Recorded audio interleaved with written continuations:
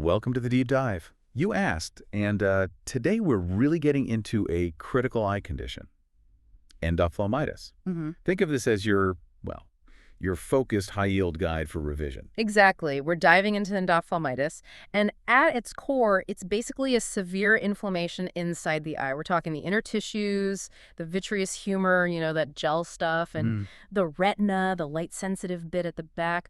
The crucial thing, really, is that it's almost always caused by an infection. And it needs immediate attention, right, to save sight. Absolutely. Immediate medical attention is key. So our mission today is to give you a clear, hopefully memorable framework, covering everything from the definition to complications. And we'll try to drop in some memory aids along the way for your exams. Yeah, good plan. We're using a pretty comprehensive medical overview as our base for this. So let's start with that definition again, just to nail it down. Endophthalmitis, severe inflammation, intraocular tissues, vitreous, retina, and overwhelmingly, it's infection-driven. And I think we need to stress the urgency again. It's so critical. Totally. Burn this into your brain. It is sight-threatening. An emergency needs swift action. Swift action for the best chance of saving vision. Precisely. So let's think about etiology, the causes.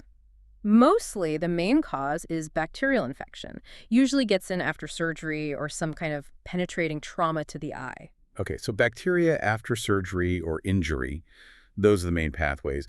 Are there less common causes too? Yeah, less often you might see it caused by fungal infections or even viral ones. They're not as common, but definitely something to keep in the back of your mind, especially in, certain situations. Got it. Bacteria are the usual suspects, but fungi and viruses are possibilities. Now, who's actually more likely to get this? Let's talk risk factors. Right, risk factors. There are several important ones. A big one is recent intraocular surgery. Like cataract surgery. Exactly, particularly things like cataract surgery where you're physically going inside the eye. It just creates a potential opening for infection. Makes sense. Breaching the eye's defenses. What else? Open globe injuries. So when the eye itself has been pierced or ruptured, that's high risk. Also, if there's a foreign body stuck inside the eye, especially if it's organic material, things like wood splinters, plant matter, that really ups the risk. Ooh, yeah. That sounds like a perfect setup for infection. What about existing eye problems? Can they increase risk? Yes, definitely. Certain conditions on the surface of the eye, like corneal ulcers, can make someone more susceptible. And kind of broadly, anyone whose immune system is compromised is at higher risk too, whatever the reason for that might be. And things during surgery itself, could that be a factor? Absolutely. Unfortunately, yes. Poor surgical technique, maybe a contaminated intraocular lens implant. These can introduce infection. And thinking outside of surgery, just poor hygiene with contact lenses, that's a risk factor too. Oh, and chronic corneal ulcers, we should mention those again. So it's about injury, surgery, but also ongoing eye health and hygiene. We're about general health, systemic issues. Yeah, several systemic things can increase the risk. Just being in a generally weakened state, debilitated. Or having an infection elsewhere in the body that could potentially spread to the eye, maybe from an indwelling catheter, for instance. Oh, so it can come from within the body too. It can. That's endogenous endophthalmitis. Also, any cause of immunosuppression, maybe conditions like AIDS or people using intravenous drugs, and diabetes is another big one. Wow, okay. It's quite a range of factors. So we know who might be at risk and how it might start. Let's get into the pathophysiology. What's actually happening inside the eye? Okay, so basically microorganisms, usually bacteria, sometimes fungi or viruses, they get inside the eye, they invade the tissues. And this invasion kicks off a really strong inflammatory response inside the eye. And it's that inflammation plus maybe toxins from the bugs that causes the damage. Exactly that. The toxins released by the microbes plus the body's own immune response trying to fight it. It all leads to significant tissue damage. And that's what disrupts how the eye works and leads to vision loss. You mentioned the blood-ocular barrier earlier. How does that fit in? Right. So normally this barrier, it's made of tight connections between cells in the blood vessels of the retina. It acts like a shield. It usually stops pathogens getting from the bloodstream into the eye easily. But it can be broken down. Yes. Surgery, trauma, or sometimes in severe systemic infections, the bugs can overwhelm or bypass that barrier. Okay, so barrier breached, infection takes hold. Our overview mentioned different types. Can you just quickly list those again? Sure. We tend to classify it based on how it started. So you've got postoperative. After surgery. Right. Traumatic. After injury. Endogenous. Spreading from elsewhere in the body. Exactly. Then there's endophthalmitis linked to corneal infections, some related to intravitreal injections into the eye, and also Bleb-associated, which is a complication sometimes seen after certain glaucoma surgeries. Okay, that's a helpful way to categorize them. Mm-hmm. And the actual bugs, the specific microorganisms we should know. Well, it can vary a bit depending on the cause, but some key bacterial players are coagulus-negative staph, streptococci, and one to really remember is Bacillus cereus. Why that one specifically? Bacillus cereus is notorious for causing a very, very aggressive, rapidly destructive form of endophthalmitis, so definitely flag that one in your memory. Bacillus cereus. Oh! Aggressive. Got it. Other common ones include Staphylococcus aureus, Klebsiella pneumonia, and on the fungal side, Candida species are pretty common. Okay, now differential diagnosis. If someone comes in with these symptoms, what else could it be? Good question. It's really important to differentiate it. You need to think about other things causing inflammation inside the eye. So uveitis, which is a more general term for intraocular inflammation and other infections specifically affecting the back part of the eye, the posterior segment, they need ruling out. Other inflammation and infections at the back of the eye. Anything else? You also have to consider non-infectious inflammatory conditions. Sometimes they can look quite similar initially. Right, so careful examination is key. How common is this condition, say, in the UK? What's the epidemiology like? Thankfully, it's pretty rare overall, Okay. but its incidence is definitely linked to how much intraocular surgery is being done. And for something common like cataract surgery, do we have numbers? Yeah, for cataract surgery, the reported rate is somewhere between about 0.1% and 0.3%. So not high percentage-wise. No, but because so much cataract surgery is performed, it still represents a significant number of cases and a major concern in ophthalmology. Right, volume makes it significant. Oh. Okay, let's move to clinical features. What does the patient experience? What signs do we look for? Okay, symptoms. There's a handy mnemonic here. Think pride. Pride. Okay, another mnemonic. Let's break it down. P is for? P is for severe eye pain. R is redness. That's the conjunctival injection. The white part looks red and inflamed. Okay, pain, redness. I is impaired vision, a noticeable drop in how well they can see. D is discharge from the eye, or maybe eyelid swelling. We can cheat a bit and use swelling for D too if it helps remember discharge as swelling. Okay, pain, redness, impaired vision, discharge or swelling. E. And E is for corneal edema, swelling of the cornea, the clear front part of the eye. Pride. Pain, redness, impaired vision, discharge, swelling, edema. That's really useful. Are there other really key signs you'd look for on examination? Yes, absolutely. A classic hallmark sign is hypopyon. Hypopyon. That's pus in the anterior chamber, the space between the iris and the cornea. You'll see it as a layer of white or yellowish fluid settled at the bottom. Okay, pus in the front chamber. Definitely a red flag. Huge red flag. You'd also look for vitreous haze. The vitreous gel inside the eye becomes cloudy, murky, like smoke in there. And signs of retinal inflammation when you look at the back of the eye, the fundus. Hypopyon, vitreous haze, critical signs. Do the features change much depending on the type, like exogenous versus endogenous? Yeah, there can be variations. For exogenous, from outside, like surgery or trauma, the onset is usually pretty acute. Rapid pain, rapid vision loss. You might see eyelid swelling. Hypopyon is common. But importantly, they usually don't have systemic signs like a fever or high white cell count. It's typically localized to the eye. Okay, mostly eye symptoms in exogenous. Yeah. What about specifically after surgery? Acute postoperative. Right. Acute postoperative usually hits within the first week or two after the operation. It's sudden, severe vision loss, pain, redness, maybe discharge on examination.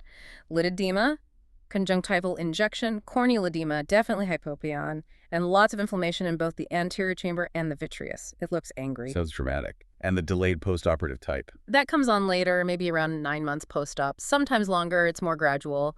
Vision slowly gets worse, eye gets redder over time.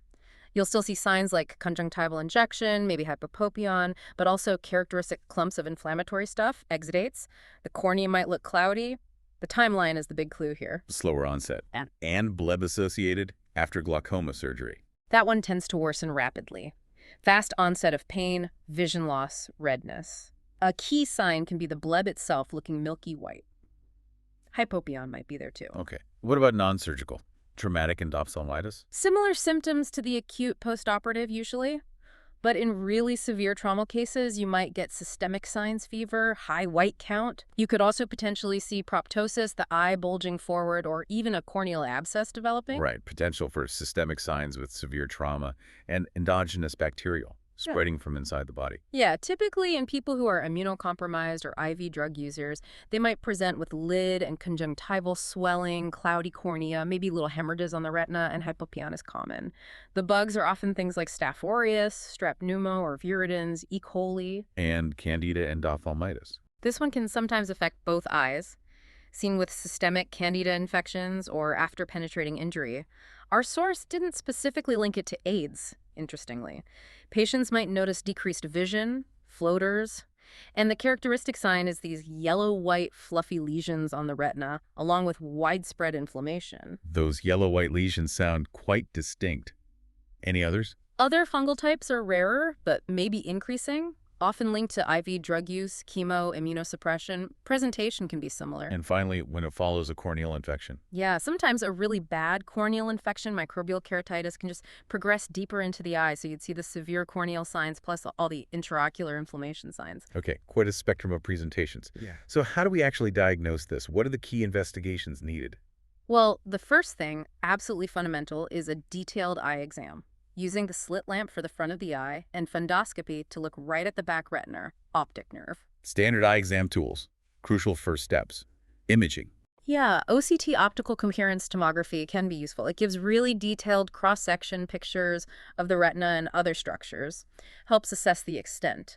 But the really definitive thing, the test that confirms it and tells you what bug is causing it, involves getting a sample from inside the eye, Okay, how do you get that sample? usually with a vitreous tap. A fine needle is used to carefully draw out a small amount of the vitreous fluid. That sample goes straight to the lab for culture and sensitivity testing. Identify the bug, see what kills it. Makes sense. Culture is key. Sometimes a diagnostic vitrectomy surgery is done, more vitreous is removed, which can be both diagnostic, providing a larger sample, and therapeutic. Right. Identifying the specific organism guides treatment. What if you suspect it's endogenous or maybe fungal, like Candida? Good point. In those cases, you need a broader infection workup. That means blood cultures, definitely. And if the patient has any lines or catheters, then you'd culture those too, trying to find the original source of the infection elsewhere in the body. Trace it back. Makes sense. Other lab tests? PCR polymerase chain reaction on the vitreous sample can be helpful. It can sometimes detect bacterial or fungal DNA faster than culture, or if culture is negative, maybe blood tests like ESR or creatinine just to check for systemic inflammation or kidney issues. And occasionally you might need a CT or MRI scan of the orbit, maybe to rule out other things or see how far the infection has spread. Okay, quite a thorough workup potentially. Yeah. Once you have the diagnosis, how is endophthalmitis managed? What's the treatment? Right, management. The absolute cornerstone is immediate treatment with antibiotics or antifungals. These are usually given intravitreally injected directly into the eye and sometimes systemically too, depending on the situation. Direct injection into the eye. Wow. Yes, that vitreous tap we mentioned for diagnosis, it's often immediately followed by injecting the medication right into the vitreous cavity. Gets a high concentration of the drug straight to the infection site fast. Very direct. Is surgery always needed? Not always, but often, especially in severe cases. Or if things aren't improving quickly with the injections alone. A pars planivitrectomy might be performed. That's surgery to remove the infected vitreous gel, clearing out the bugs, the inflammatory cells, the toxins. So, targeted drugs, sometimes surgery. What's the prognosis like? The outcome? It's really variable, unfortunately. Depends heavily on a few things. What organism is causing it? Some are much nastier than others. Also depends on the original cause, how quickly treatment was started, and how much damage was already done before treatment began. But the key message is that speed matters. Hugely. Early diagnosis, prompt treatment. That significantly improves the odds of saving useful vision. Delay is really bad news for the eye. So recognizing pride early is vital. What are the potential complications if things don't go well? They can be really severe, potentially blinding. We're talking significant permanent vision loss, retinal detachment, scarring of the macula, which ruins central vision. You can also get secondary glaucoma, cataract formation. Sounds devastating. Any worse outcomes? In the absolute worst case scenarios, if the infection is just overwhelming and can't be controlled, enucleation surgical removal of the entire eye might be necessary, Wow. primarily to stop the infection potentially spreading outside the eye, which is very dangerous. A drastic step. But you said timely treatment helps avoid this. Yes, absolutely. Effective, prompt management massively reduces the chance of these really bad complications. That's the critical take-home point. Okay, let's quickly summarize the absolute key points for revision.